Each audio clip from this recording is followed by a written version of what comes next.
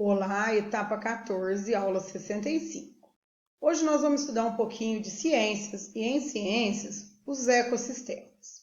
Não se preocupe se você não entender esse assunto já de primeira, tá? Eu confesso para vocês que até para mim, que tenho formação em ciências biológicas, o assunto ecossistema é bem complicado da gente entender, da gente definir, tá bom? Então não se preocupe, aos poucos, com calma, nós vamos retomando esse assunto, nós vamos tentando, lutando, para a gente compreender de uma forma melhor o que são os ecossistemas.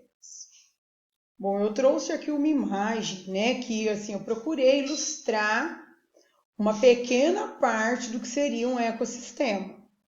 A gente pode resumir assim que um ecossistema é toda a natureza funcionando em harmonia, inclusive com a participação do ser humano. E no ecossistema, a gente sempre possui o que? Essa interação, seres vivos e seres não vivos. Então, definindo aqui, rapidinho, de uma maneira mais assim, fácil. Ecossistema é um conjunto formado pelos seres vivos e pelos elementos não vivos de um local. Exemplo, seres vivos são as plantas, os animais e os micro-organismos. E os seres não vivos são as rochas, as pedras, a água, o solo, o ar, a luz do sol, a areia, são os seres. Bom, vou definir aqui para vocês o que é um ecossistema. Ecossistema é o conjunto formado pelos seres vivos e pelos elementos não vivos de um local. Seres vivos são plantas, animais e os micro-organismos. Aqui, micro-organismos, a gente coloca bactérias, fungos, vírus, tá bom? Seres não vivos são as rochas, a pedra, a areia, água, solo, ar, luz do sol, as nuvens e assim por diante. Trouxe aqui uma figura, que ilustra bem um pedacinho, do ecossistema. Poderia ter chamado de assim, um ambiente que ilustra bem a presença de seres vivos e a presença de seres não vivos.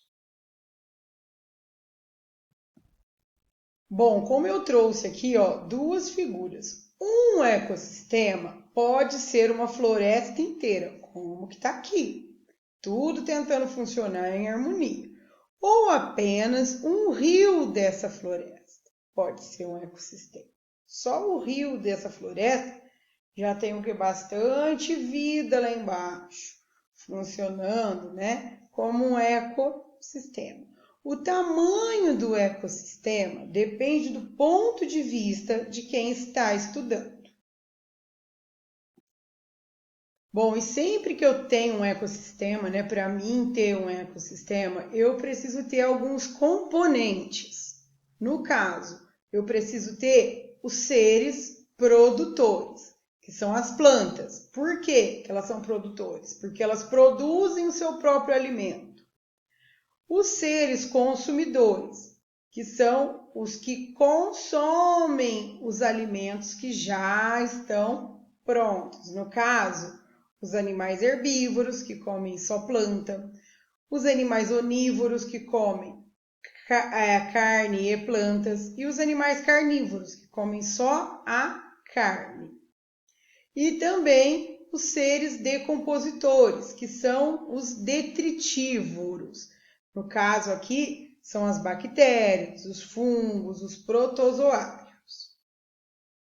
Bom, eu trouxe aqui um desenho, que ilustra bem. A gente chama esse desenho, na biologia, de cadeia alimentar, tá?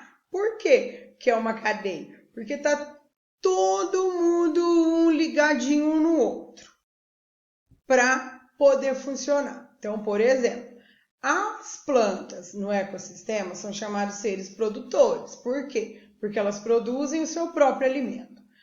As borboletas, elas são consumidores. Por quê? Porque as borboletas se alimentam do quê? Das plantas, das folhas das plantas. O sapo, por sua vez, também é um consumidor. Por quê? Porque ele se alimenta das borboletas que se alimentou das plantas. A cobra também é um consumidor, mas é um consumidor terciário, né? Por quê? Porque a cobra ela vai se alimentar do sapo, que se alimentou das borboletas, que se alimentaram das folhas. E por fim, fechando essa cadeia, nós temos os fungos e as bactérias, que comem o quê? Os restos desses animais. Quando, no caso, infelizmente, algum acaba por morrer. Então, as bactérias e os fungos vão decompor a cobra, que se alimentou do sapo, que se alimentou das borboletas, que se alimentou das plantas. Então, aqui está um exemplo de como funciona a cadeia alimentar dentro de um ecossistema, dentro de um ambiente.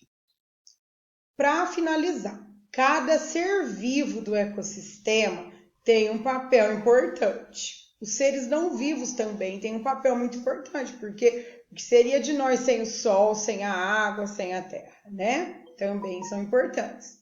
A forma como os produtores, os consumidores e os decompositores servem de alimento um para o outro é chamada de cadeia alimentar. Um ecossistema é formado por diversas cadeias alimentares. Espero que vocês tenham gostado dessa aula. Até a próxima!